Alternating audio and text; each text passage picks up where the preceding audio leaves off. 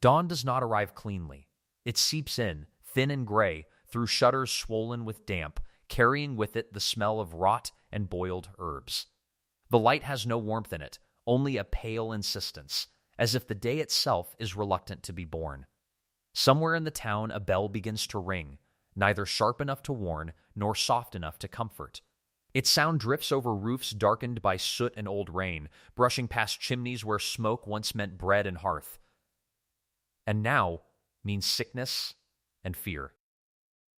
The bell's echo settles into the square where straw has been scattered again. Fresh straw, meant to soften the ground for carts and feet already pressed flat by boots and wheels, already stained in places no one wants to name. The air is thick, heavy with the breath of too many bodies living too close together. Even the stones seem to sweat. A dog noses at the edge of the square and is driven away with a shout that cracks from a throat already raw. This town has known hunger before. It has known winters that split wood and bone alike. Winters when children learned early how to be quiet so adults could pretend there was enough. It has known war too, men taken, houses burned, fields trampled into memory. But plague carries a different weight.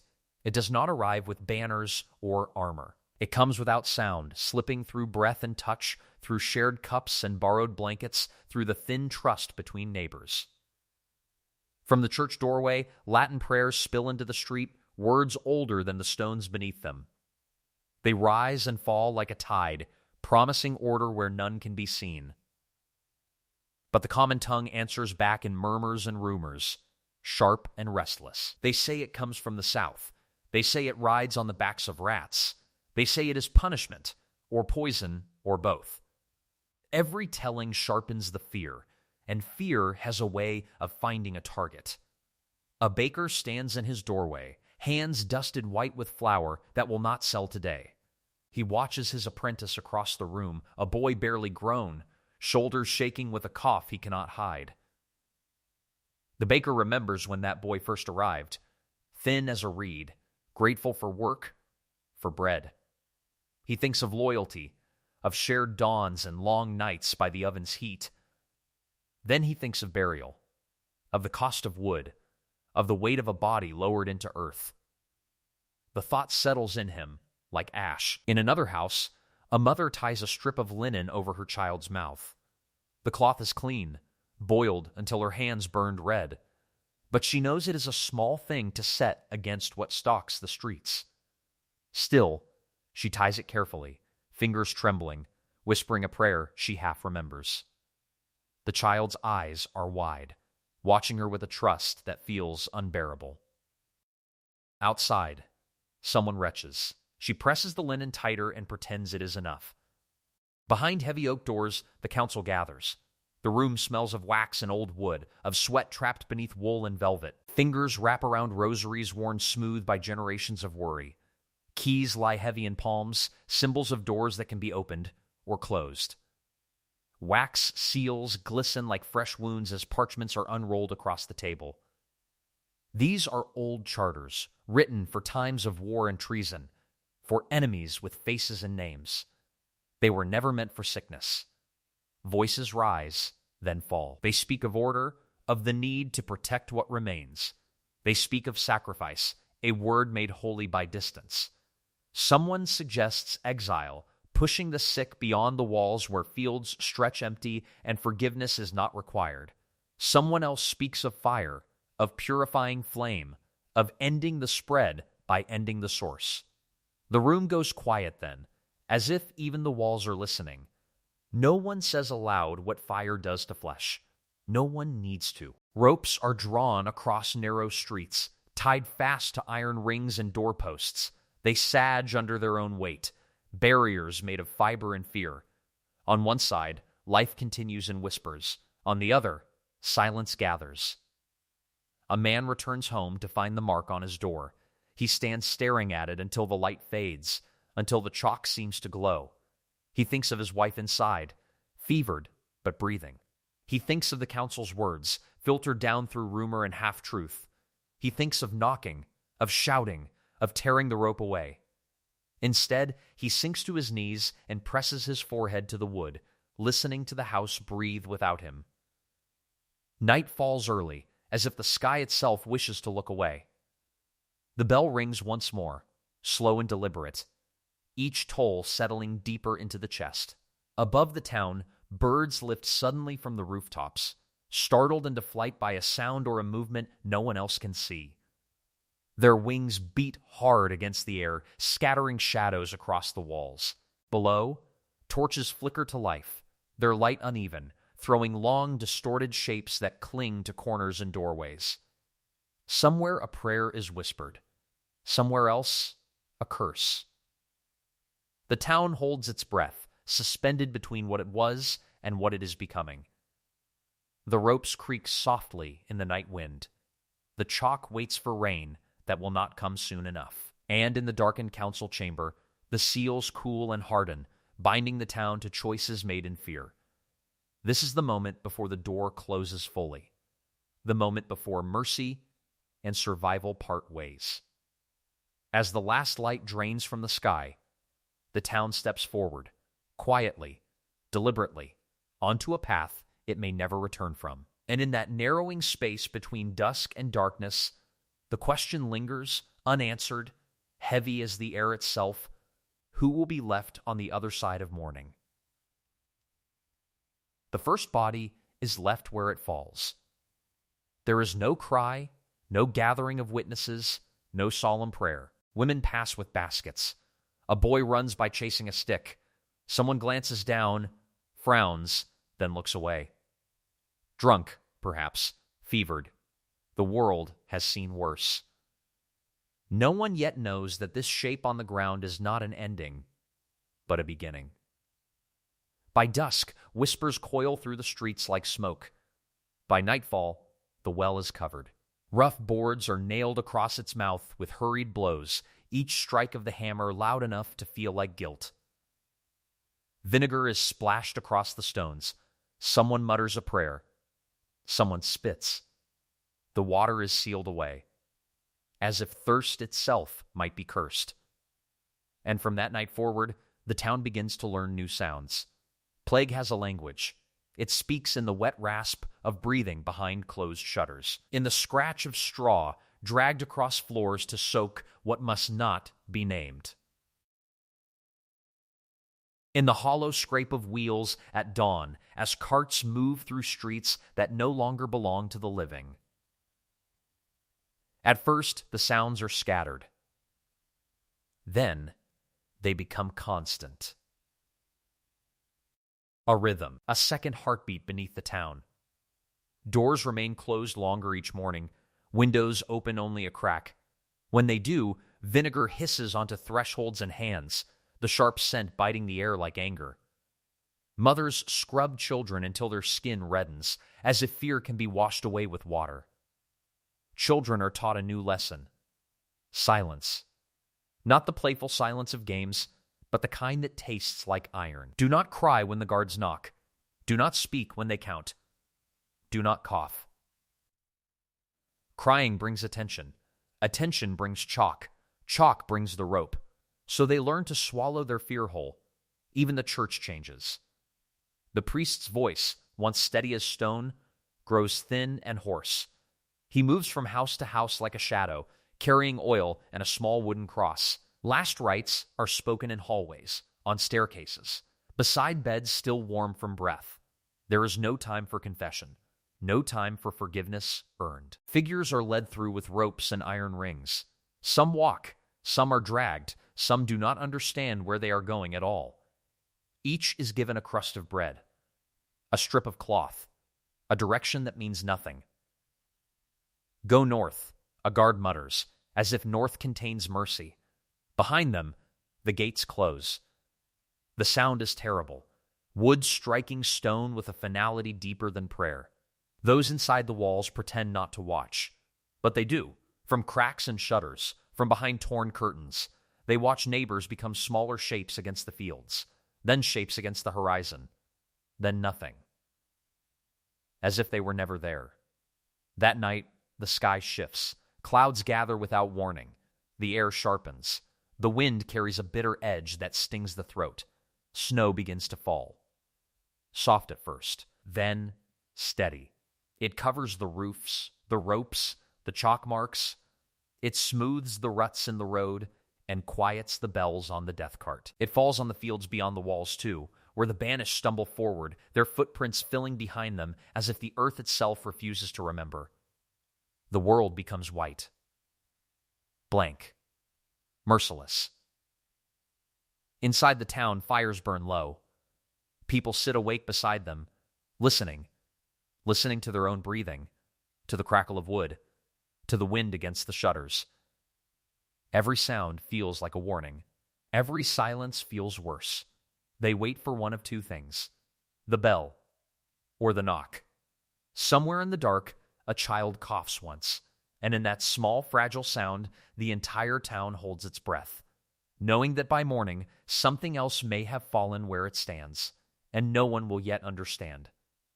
That this, too, is only the beginning. Smoke rises before the sun. Not the gentle smoke of ovens or hearths, but something harsher, blacker, bitter as old grief.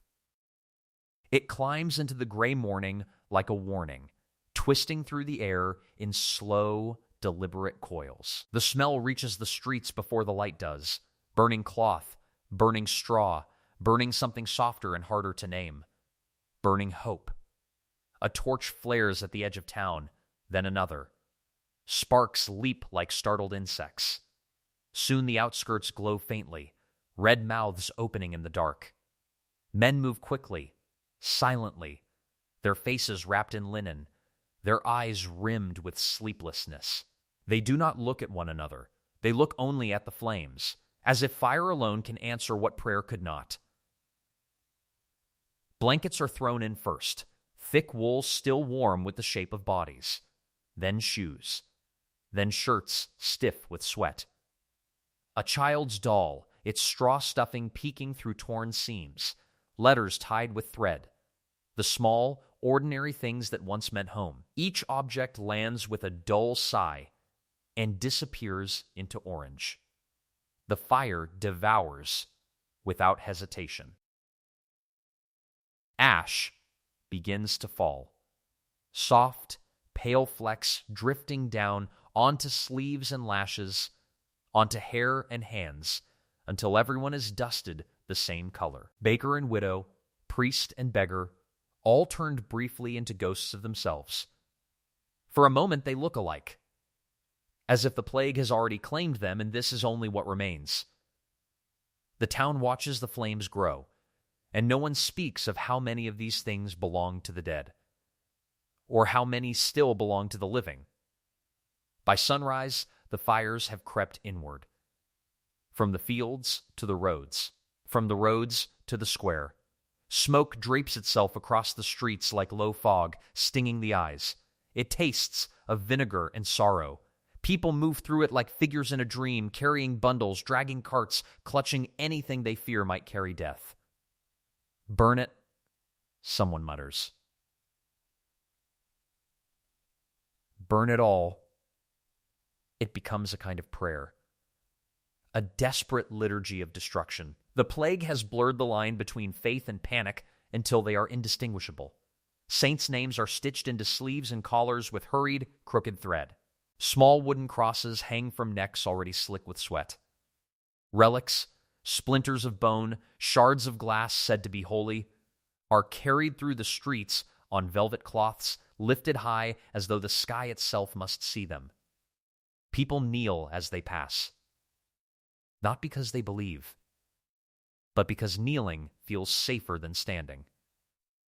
The learned speak too. Doctors with ink-stained fingers whisper of humors, of blood gone black, of air corrupted by unseen rot. They burn herbs in bowls, sharp and bitter, hoping the smoke will cleanse what cannot be seen. They speak of miasma, of poisoned breath. But their words drift like the smoke itself, thin, uncertain. The unlearned speak louder. They speak of sin, of punishment, of strangers who arrived just before the coughing began, of women who know too much about roots and leaves and how to ease pain. Fear searches for a face. It always does. By midday, punishment finds one. She is a healer, older than most, hands stained green from years of grinding plants into paste. She has set bones, cooled fevers, delivered half the town's children into the world. People once thanked her with bread and eggs and quiet smiles. Now they avoid her shadow. They say her herbs smell wrong. They say she poisons wells. They say she walks at night. It is enough. They come for her with rope. Her door is kicked open, her jars shattered. Dried flowers scatter across the floor like brittle snow. She does not scream when they bind her wrists. The rope is coarse, biting into skin already cracked from work. She has heard what screams cost. So she walks, through streets she has known since childhood, past windows that close as she passes, past faces that refuse to meet her eyes. The square fills again. But there are no market calls today, no laughter, only a silence stretched tight as wire, the kind of silence that demands blood. Someone reads an accusation, someone else nods. Words like necessary and protection and for the good of the town are repeated until they sound righteous, holy, as if cruelty can be sanctified by repetition. The sentence is swift. No one remembers who speaks it. They only remember how quickly it is done, how fast a life can be reduced to smoke and ash and a stain on the stones. Afterward, the crowd disperses like startled birds. No one wants to be the last one standing. No one wants to carry the weight of what they just witnessed. But the weight follows them anyway. It seeps into their boots, their sleeves, their breath. By afternoon, doors are broken open. Searches begin. Not gentle knocks. Axes. Iron. Wood splintering like bone. Beds are overturned. Mattresses sliced open. Floors scraped clean with knives as though sickness might be hiding between the boards. The sound is relentless. Scrape, scrape, scrape, like rats gnawing at the walls of the world. Children cling to doorframes, nails cracking against wood, crying without sound. Parents are dragged out wrapped in blankets, coughing into cloth. For the good of the town, the guards repeat. For the good of the town, the phrase becomes armor. It protects them from doubt. It turns every act into duty, every cruelty into medicine. By dusk, the fires begin to die, not extinguished, just tired. Red embers breathe beneath gray ash, pulsing faintly like wounded hearts. Smoke thins and lifts, revealing the sky at last, bruised purple and gold, the colors of something beaten but still alive. The streets feel wider now, emptier. Spaces where doors once opened are dark. Windows stare back hollow and blind. Footsteps echo too loudly. The town stands very still, listening to itself, counting what remains. Then, faintly, from beyond the walls, a bell rings. Not theirs. Another town. Another place. The sound drifts over fields and stone, thin as thread, unanswered. For a moment, everyone freezes, because that bell carries a terrible truth. They are not alone in this suffering, and they are not the last. The embers crackle softly.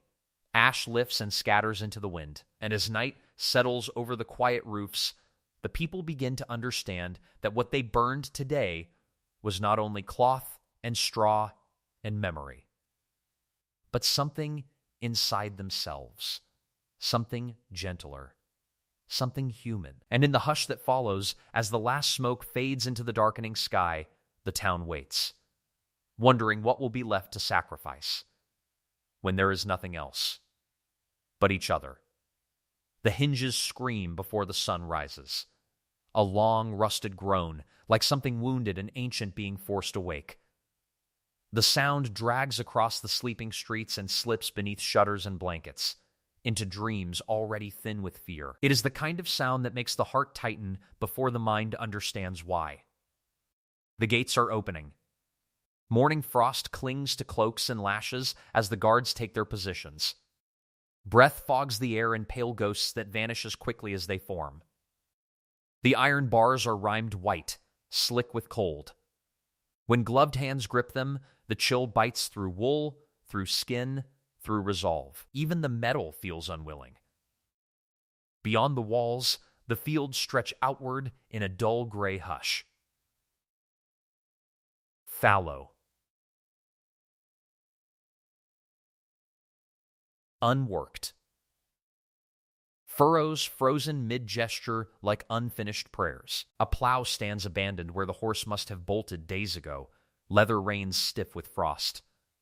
A spade lies half buried in mud hardened like stone. Labor stopped here without ceremony, as if the earth itself had been told to wait. Inside the walls, the town has drawn inward, like an animal curling around its own ribs. Windows shuttered. Doors barred. Streets narrower than they used to be, though the stones have not moved. The air feels thinner, harder to breathe. People walk closer to walls now, shoulders brushing stone, as if trying to make themselves smaller, learning how small survival requires them to become. By the time the square fills, the sun has barely touched the rooftops. It offers no warmth, only light cold enough to expose every flaw. Names are already written. A clerk stands with parchment in trembling hands. The seal at the bottom is heavy with wax, official and meaningless all at once. He was a cooper once, used to shaping barrels. Now he shapes sentences that break families. His voice cracks as he begins. Each name falls into the air like a stone dropped into water. Ripples spread outward. A woman presses her fingers to her lips. A man stares at the ground, counting breaths. Those called forward step through the crowd without protest. Not because they agree. Because there is nowhere else to step. They enter a different silence. Not the quiet of dawn or snowfall. A deeper one. The silence of being erased while still alive. A boy of perhaps 10 clutches his mother's sleeve. She kneels and presses her forehead to his hair, inhaling as if trying to store the scent inside her lungs forever. Her hands shake. She does not cry. Crying wastes water. Instead, she whispers something too soft to hear. A small spell against the cold. Against fate. Against God himself. When she stands, her face is empty. The guards give them tokens. Bread wrapped in cloth. A single coin. A scrap of parchment stamped with a seal that means nothing beyond the walls. It is meant to look like mercy. It feels like theater. The gates wait open behind them, yawning wide as a mouth. Language has changed in this town. It happened quietly, like rot beneath floorboards. Neighbor has become risk. Friend has become contact. Kin has become unclean. People weigh each word now before speaking, as if language itself might carry infection. Touch is the greatest crime. A hand extended too quickly earns a sharp crack from a guard's staff. Not hatred, just reflex. Distance must be kept. Distance is survival. The staffs are not only weapons, they are reminders. Wooden lines drawn between bodies, between lives. Bells ring throughout the day, but not for prayer anymore. No gentle call to gather. No wedding peal. No feast day joy. These bells warn. They toll when carts move, when the sick are carried, when another door is sealed.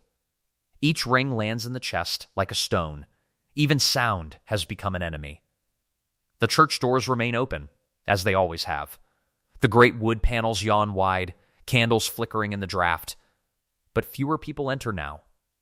Faith has narrowed. Once it was communal, hymns and incense and voices braided together. Now it is private. Whispered into sleeves. Muttered into pillows. A woman kneels alone near the back, not daring to brush against another soul. A man lights a candle and leaves without crossing himself, as if uncertain who might be watching. Confession happens differently now. Not to priests, but in glances, in the choice to turn away when someone coughs, in the choice to look, in the choice to help or not. No one is certain which God is listening anymore, or if he has closed his own gates.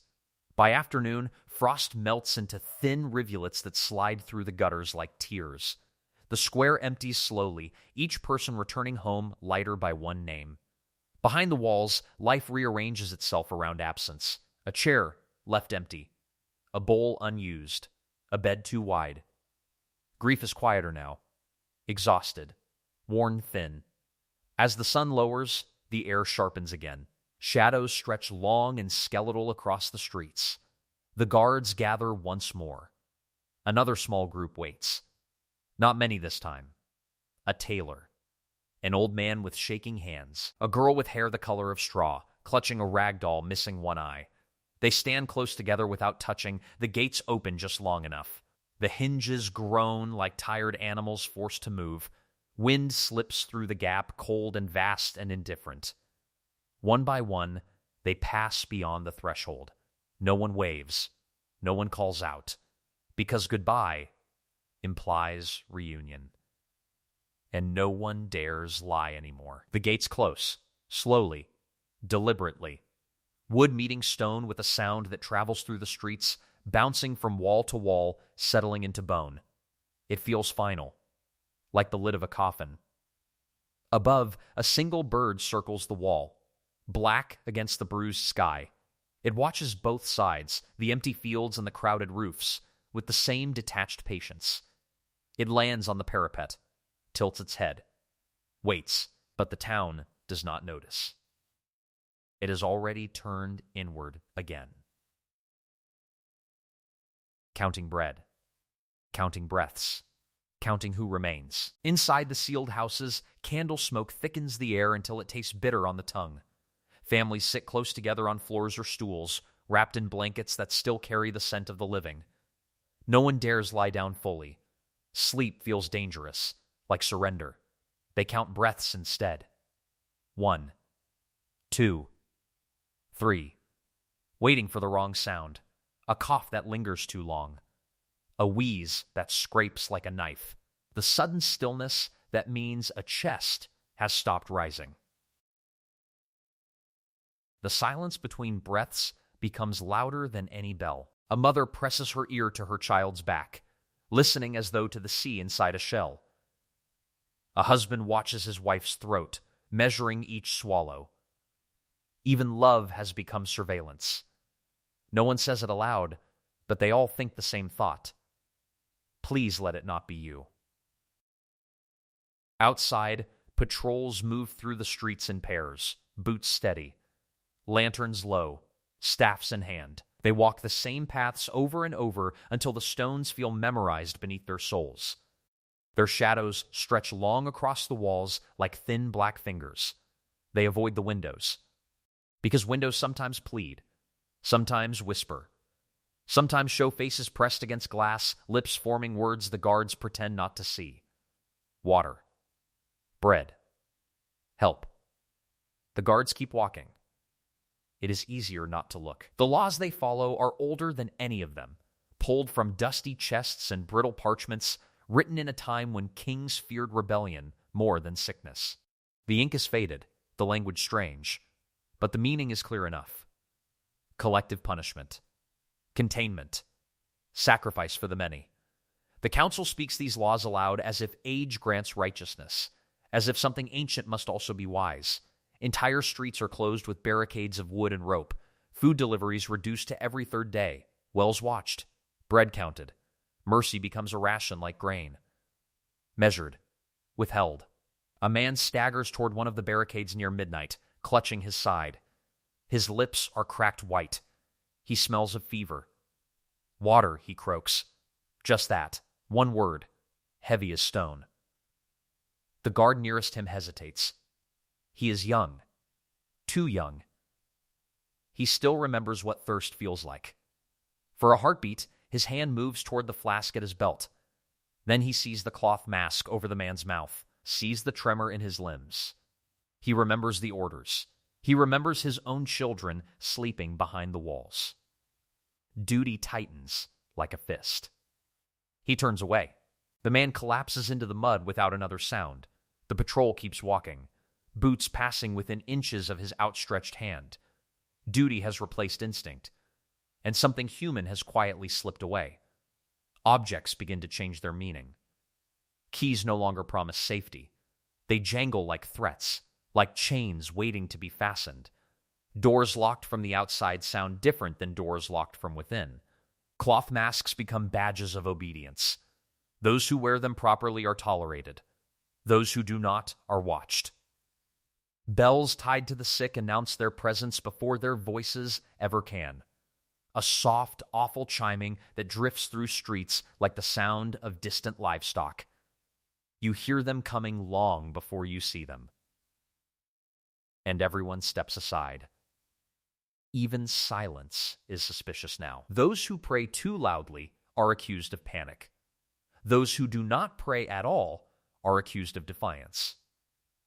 Faith itself becomes evidence, but no one denies them either. Logic has become brutal in its simplicity. They do not call it cruelty. They call it necessity. The decision is made quietly, without ceremony. No prayer, no vote, just nods, small, tired, as if they are agreeing to the weather. Before dawn, carpenters are summoned.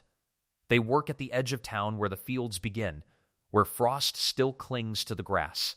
Hammers strike wood with dull, deliberate rhythm. Posts are driven deep into frozen earth. Crossbeams raised. No one says what it is. No one needs to. Ropes hang loose, swaying slightly in the early wind. Waiting. The structure stands crude against the paling sky, skeletal and purposeful. A shape meant not for shelter, but for warning. By the time the first light touches it, the ropes glow faintly gold, almost beautiful for a moment. Like threads of sunlight caught in the air. Birds settle on the beams, unaware. The town pretends not to see. Shutters remain closed longer than usual. Not a storm, not thunder, just a steady, patient fall, as if the sky itself has decided to intervene. Drops strike the roofs and streets with a soft insistence, tapping against shutters that have not opened in days. Water runs along the eaves, spills into the lanes, and for the first time in weeks, the town exhales. Ash lifts from doorsteps and dissolves. Blood loosens its grip on the cobblestones, thinning into pink rivulets that slip toward the gutters.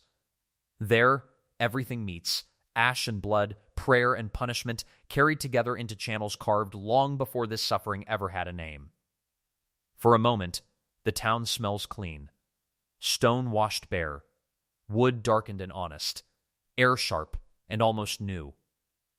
People stand beneath doorways and let the rain touch their faces. Some close their eyes. Some lift their hands as if to receive absolution directly from the sky. The illusion settles gently, dangerously.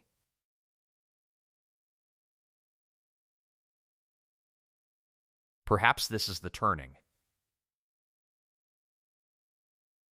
Perhaps it is past. But the carts still come. Even in the rain, wheels grind over stone. The sound is unmistakable now, as familiar as breath. Canvas covers darken as water soaks through.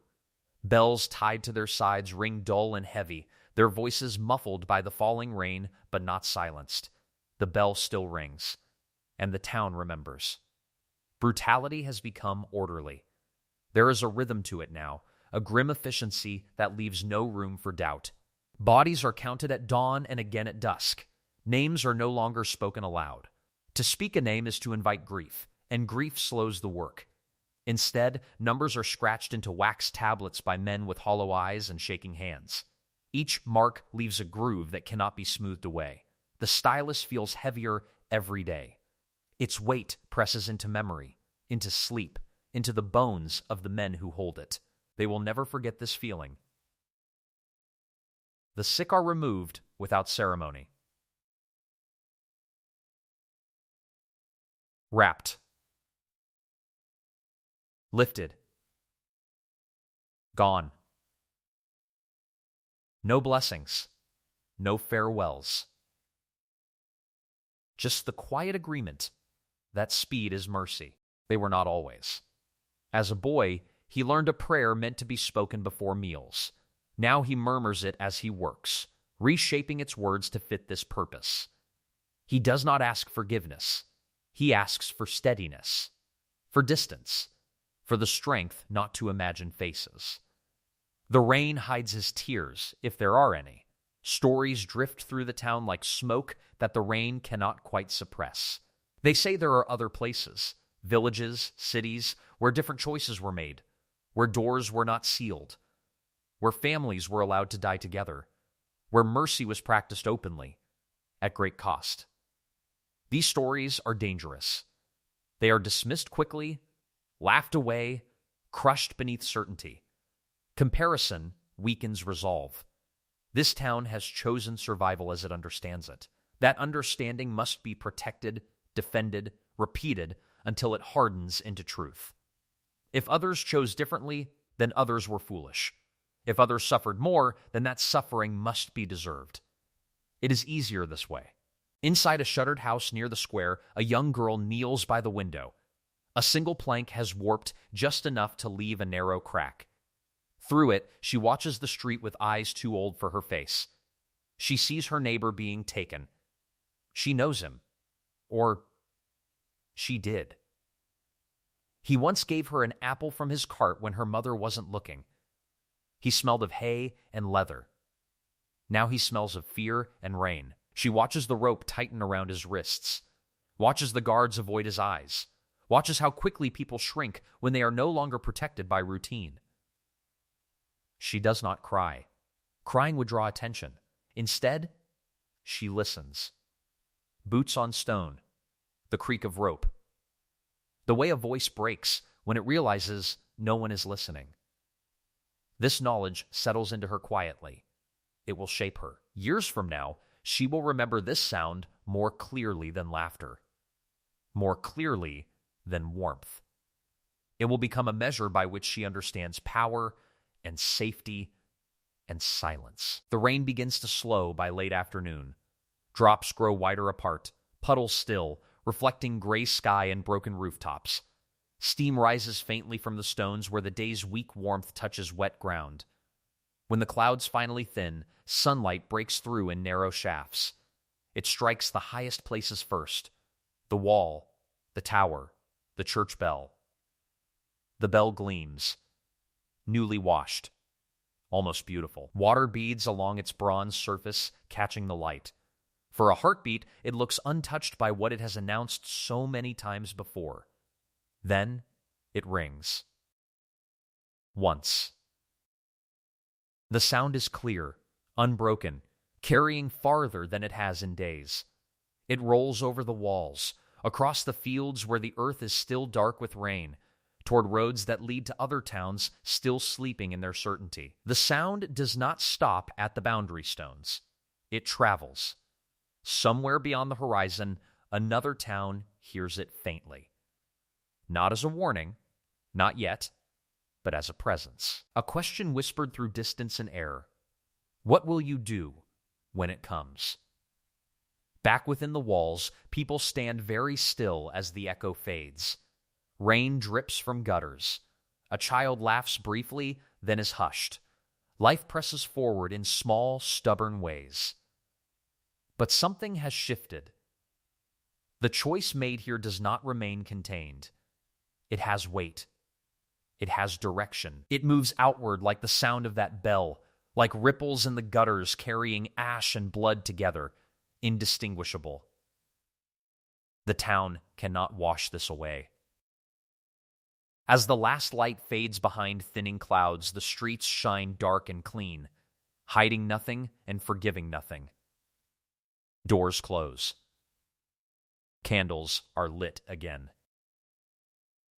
The night prepares itself, and somewhere, far beyond these walls, beyond the reach of this rain and this bell, other people go about their evening unaware.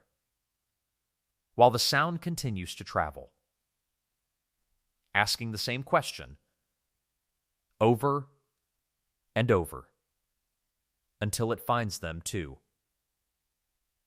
Weeks later, the town still stands. Not whole, but standing. It is not empty. It is thinned, like cloth worn translucent by too many washings, too many hands pulling at the same fragile threads. Light passes through places that once held weight. Absence has become a texture, visible in the way doors remain closed long after the chalk is washed away, in the way footsteps echo where voices once overlapped. Some homes stay sealed out of habit rather than decree. No rope binds them now, yet no one enters. The wood remembers. Other doors hang open, swinging slightly in the wind, revealing rooms that no longer remember their owners. A chair pushed back mid-meal. A cup turned on its side, dust collecting inside the rim. A bed smoothed once too often, as if someone kept hoping a body might return to disturb it. Life resumes, but only in gestures. Bread is baked again, though fewer loaves rise in the ovens. Sweeping resumes, but the rhythm stutters. Pauses where memory intrudes. Prayers are spoken aloud once more, though voices falter on familiar words. Bells ring for time, not warning, but even so, people flinch before they remember why. The town moves, but not in time. Its rhythm is wrong. A song with missing notes no one can replace. The plague loosens its grip slowly, as if reluctant to let go. It tests the streets with silence, waits to see if anyone dares to hope. Fevers fade. Coughs quiet. The carts come less often. When they do, their bells sound almost apologetic. Survivors begin to speak of endurance, of strength, of the hard choices that had to be made. They count graves. They count the living. Numbers are lifted like shields, offered as proof of wisdom. The council's decisions are spoken of with solemn pride, as though survival alone absolves everything done in its name. We are still here, they say. And it is true. But memory does not arrange itself so neatly. At night, the town dreams. Men wake sweating from visions of ropes swaying gently in the wind, empty, patient. Women dream of bells ringing without hands to pull them, the sound echoing long after it should have ended. Guilt settles into the mortar between stones. It does not crumble buildings. It holds them together. Inside the council chamber, the air smells stale. The room has not been used in days, though it feels as if it has never truly emptied. Candles are lit one final time.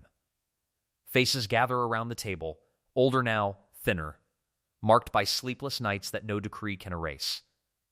They meet to declare the crisis ended. The words feel heavy. Final. Parchment is unrolled. A statement prepared, precise and careful. It speaks of resilience, of unity, of necessary measures taken for the preservation of all. No names are written in this document, only outcomes. Seals are pressed into wax. The sound is soft but absolute. Records are gathered, tied with ribbon, and placed into chests that will be stored away beneath stone floors. History is folded and shelved. Officially, the town has survived. One by one, candles are extinguished. Smoke rises in thin threads, then vanishes. The room darkens. Chairs scrape softly as the council members stand. No one lingers. Outside, the final bell of the day rings. Its voice is different now. Lower. Tired. It marks time again instead of death. People pause in the street, out of habit more than reverence. A woman carrying a basket of bread stops mid-step. Steam rises faintly from the loaves, warm against the cooling air. She looks at the walls. At the gates. At the paths leading outward, worn smooth by countless feet, some returning, many not. For a moment, she imagines all those who walked those roads and never came back. The banished, the buried, the ones whose names live only in dreams now. The bell falls silent. The sound drains away, leaving a hush that feels almost peaceful. The town breathes. In. Out. Stone settles. Wood creaks. Somewhere a dog barks, then stops. life continues. But beneath the quiet, something remains unresolved. Not anger, not fear. Something heavier. Waiting. Waiting in the cracks between gestures and truth.